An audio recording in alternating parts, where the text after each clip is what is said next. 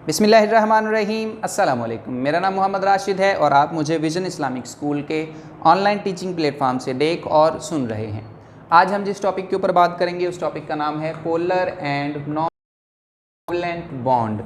हम covalent bond की दो मज़ीद टाइप्स को डिस्कस करेंगे। मैंने पिछले लेक्चर में डिस्कस किया था जिसमें हमने कोवलेंट बॉन्ड को डिटेल के साथ डिस्कस किया था, उसके ऊपर बहस की थी। उसका लिंक मैंने डिस्क्रिप्शन के अंदर लिखा भी हुआ है, आप उस लेक्चर को दोबारा सुन सकते हैं अगर सुनना चाहते हैं तो। उसके अंदर हमने ये देखा था कि कोवलेंट बॉन्ड क्या है, उसकी फिर हमने 3 टाइप्स पढ़ी थी, single covalent bond, double covalent bond, triple covalent bond. आज हम उसी की मज़ीद 2 टाइप्स पढ़ने वाले हैं जिसमें सिंगल, डबल और ट्रिपल की कोई तफरीक नहीं है। ये उन तीनों टाइप्स के कोवलेंट बॉन्ड में से 2 हमने अलग से टाइप्स बनाई हैं और उसको हम पोलर और नॉन पोलर कोवलेंट बॉन्ड कहते हैं। अब पोलर और नॉन पोलर का मतलब क्या होता है, आप यूँ समझ लें कि पोल्स अगर क्रिएट होते हैं, अगर किसी मालिक्यूल के अंदर 2 एटम्स आपस में बॉन्डेड हैं और उन 2 एटम्स के दरमियान पोल्स क्रिएट हो रहे हैं तो वो पोलर कोवलेंट बॉन्ड है।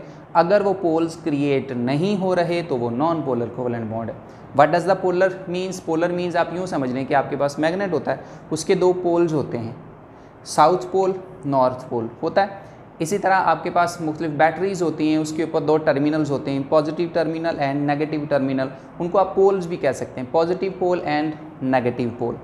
चलें फिर आज के टॉपिक को समझते हैं कि ये क्या कह रहा है। सबसे पहले मैं आपको बताता हूँ कि नॉन पोलर कोवलेंट बॉन्ड क्या होता है। ऐसा कोवलेंट बॉन्ड है, नॉन पोलर कोवलेंट बॉन्ड ऐसा को है, ये कोवलेंट बॉन्ड ही ऐसा कोवलेंट बॉन्ड है जो कि बना होता है बिटवीन आइडेंटिकल एटम्स, एक जैसे एटम्स के दरमियान अगर कोई बॉन्ड बना है तो उसे हम नॉन पोलर कोवलेंट बॉन्ड कहते हैं।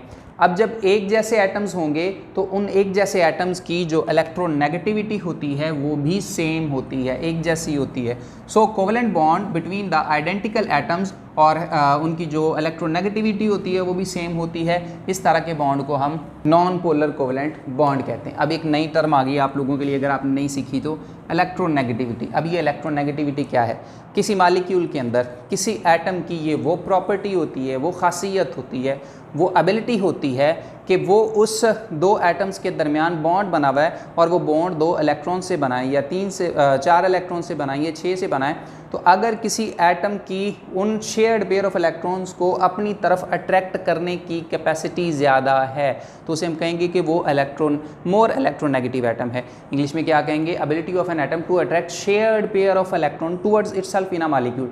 किसी मालिक्यूल के अंदर किसी एटम की वो खासियत, वो एबिलिटी, जिस एबिलिटी की बुनियाद पर वो उन दोनों एटम्स के दरमियान जो शेयर्ड पेयर ऑफ इलेक्ट्रॉन है उसको अपनी तरफ अट्रैक्ट कर ले, उस एबिलिटी को हम कहते हैं इलेक्ट्रोनेगेटिविटी। और जब हम पीरियोडिक टेबल में मूव करते हैं from left to right in a period, किसी पीरियड में जब आप लेफ़्ट टू राइट जाते हैं तो ये जो इलेक्ट्रोनेगेटिविटी है ये इंक्रीज़ होती है।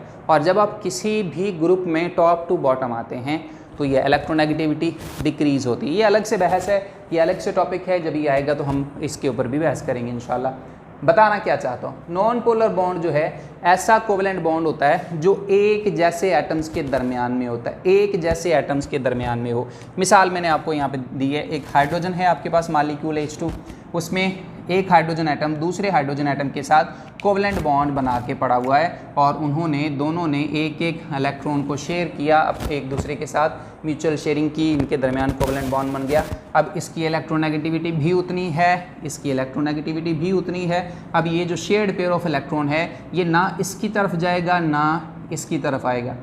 तो जब ये शेयर्ड पेयर ऑफ इलेक्ट्रॉन किसी की तरफ नहीं जाएगा तो पोल्स क्रिएट नहीं होंगे। पोल्स जब क्रिएट नहीं होंगे तो इसको हम कहेंगे कि ये नॉन पोलर कोवलेंट बॉन्ड है। समझ आ गई? एक और हमारे पास मालिक्यूल है क्लोरीन का, इसमें भी 2 क्लोरीन एटम्स हैं, एक दूसरे के साथ जुड़े हुए होते हैं कोवलेंट बॉन्ड के साथ, एक एक इलेक्ट्रॉन उन्होंने शेयर किया हुआ होता है, म्यूचुअली शेयर किया हुआ होता है और उससे बॉन्ड बना हुआ होता है। अब चूँकि ये दोनों एटम क्लोरीन के हैं तो दोनों की इलेक्ट्रोनेगेटिविटी सेम होगी, दोनों की इलेक्ट्रोनेगेटिविटी सेम होगी, तो ये इलेक्ट्रॉन के पेयर को ना ये क्लोरीन अपनी तरफ खींचेगा ना ये खींचेगा। ठीक है, अभी सेम होने से क्या मुराद है कि आपके पास 2 बच्चे हैं, दोनों 10-10 साल के बच्चे हैं, दोनों के अंदर जो कुव्वत है, ताकत है, वो एक जैसी हो, एक जितनी हो।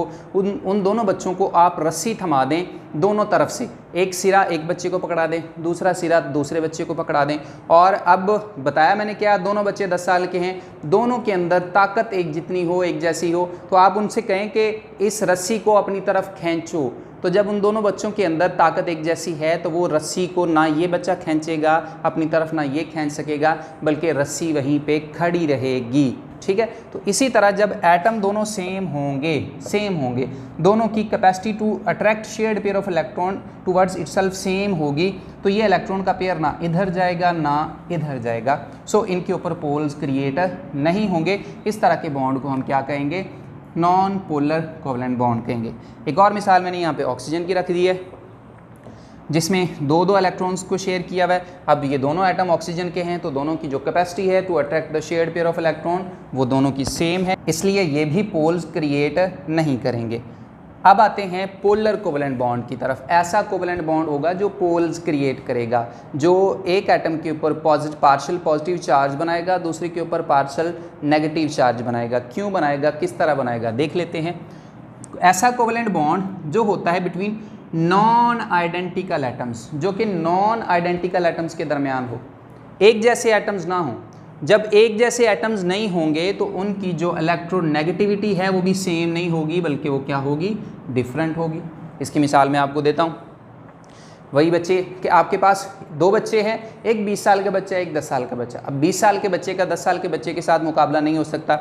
आप उनको उसी तरह रस्सी थमा दें, एक लंबा सारा रस्सा पकड़ा दें और उनसे कहें अपनी तरफ खींचे, डेफिनेटली कि जो 20 साल का बच्चा है वो उस रस्से को अपनी तरफ खींच लेगा। उस रस्से को आप कंसीडर करें कि that is the shared pair of electron. अच्छा, अब यहाँ पे देखो कि जब इलेक्ट्रोनेगेटिविटी दो एटम्स डिफरेंट होंगे, नॉन आइडेंटिकल होंगे, तो उनकी इलेक्ट्रोनेगेटिविटी भी डिफरेंट होगी। जब डिफरेंट होगी तो वो जो अपने अंदर उनके दरमियान शेयर्ड पेयर ऑफ इलेक्ट्रॉन होगा वो दरमियान में नहीं पड़ा रहेगा, बल्कि दोनों एटम्स में से जो ज़्यादा इलेक्ट्रोनेगेटिव एटम होगा वो इलेक्ट्रॉन का पेयर उस तरफ चला जाएगा। मिसाल देख लेते हैं। हाइड्रोक्लोरिक एसिड है HCl, अब इसमें हाइड्रोजन है और इसमें क्लोरीन है। क्लोरीन की जो इलेक्ट्रोनेगेटिविटी होती है वो ज़्यादा होती है और हाइड्रोजन की कम होती है, थोड़ी होती है। अब क्लोरीन की इलेक्ट्रोनेगेटिविटी ज़्यादा होने की वजह से क्या होता है कि ये क्लोरीन इनके दरमियान जो इलेक्ट्रॉन का पेयर कोवलेंट बॉन्ड बनाने में इस्तेमाल हो रहा है उसको अपनी तरफ खींच लेता है, उसको अपनी तरफ खींच लेता है। फिर क्या होता है? हमें ये पता है कि इलेक्ट्रॉन का गेन करना नेगेटिव आयन बनाता है, जिसे हम एनाइन कहते हैं। इसी तरह जब ये इलेक्ट्रॉन, अब ये गेन तो नहीं करेगा, क्लोरीन इन दोनों इलेक्ट्रॉन को गेन नहीं करेगा, लेकिन अपनी तरफ तो लेके आ रहा है। जब वो गेन करेगा तो उसके ऊपर कंप्लीट चार्ज आएगा। जब वो गेन नहीं करेगा, अपनी तरफ खींचेगा, तो उनके ऊपर जो चार्ज आएगा वो पार्शल आएगा, यानी कि जुज़वी, पार्शल, जुज़वी। कंप्लीट चार्ज ना हो, इनकम्प्लीट हो, थोड़ा हो, उसे हम पार्शल चार्ज कहते हैं। ओके, अब ये इलेक्ट्रॉन का पेयर क्लोरीन मोर इलेक्ट्रोनेगेटिव है। आप यूँ समझें कि ये 20 साल का बच्चा है और ये 10 साल का बच्चा है। ये इलेक्ट्रॉन का पेयर इनके दरमियान क्या है? रस्सी है, जिनको ये खींच रहे हैं। तो ये 20 साल का बच्चा है, इसको अपनी तरफ खींच लेगा। अब जब ये इलेक्ट्रॉन के पेयर को अपनी तरफ कर लेगा तो इस पर पार्शियल नेगेटिव चार्ज आ जाएगा। ये जिससे इलेक्ट्रॉन का पेयर दूर जा रहा है उसके ऊपर उतना ही पार्शियल पॉजिटिव चार्ज आ जाएगा। जितना चार्ज इस क्लोरीन के ऊपर है उतना ही चार्ज इस हाइड्रोजन के ऊपर आ जाएगा, बट इसकी नौइयत ये होगी कि ये नेगेटिव चार्ज होगा और ये पॉजिटिव चार्ज होगा। अब अगली एक और मिसाल हमारे पास है हाइड्रोजन फ्लोराइड की, जिसमें हाइड्रोजन और फ्लोरीन के दरमियान बॉन्ड है एक इलेक्ट्रॉन के पेयर की वजह से। और फ्लोरीन हमें पता है कि मोर इलेक्ट्रोनेगेटिव एटम है पूरे पीरियोडिक टेबल के अंदर। इसकी जो इलेक्ट्रोनेगेटिविटी की वैल्यू होती है वो 4 होती है।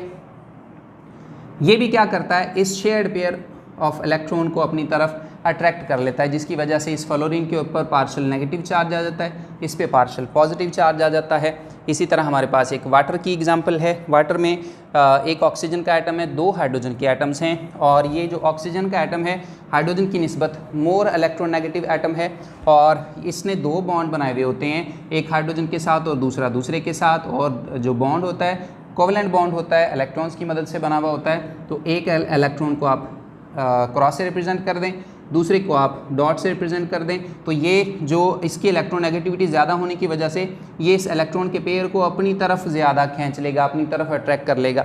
इसी तरह इसके भी इलेक्ट्रॉन पेयर को ये अपनी तरफ ज़्यादा अट्रैक्ट कर लेगा, जिससे क्या होगा? इस पर पार्शियल नेगेटिव चार्ज आ जाएगा और इन दोनों के ऊपर पार्शियल पॉजिटिव चार्ज आ जाएगा। ये हमारा आज का छोटा सा लेक्चर जो कोवलेंट बॉन्ड के बाद आपको बताना ज़रूरी था।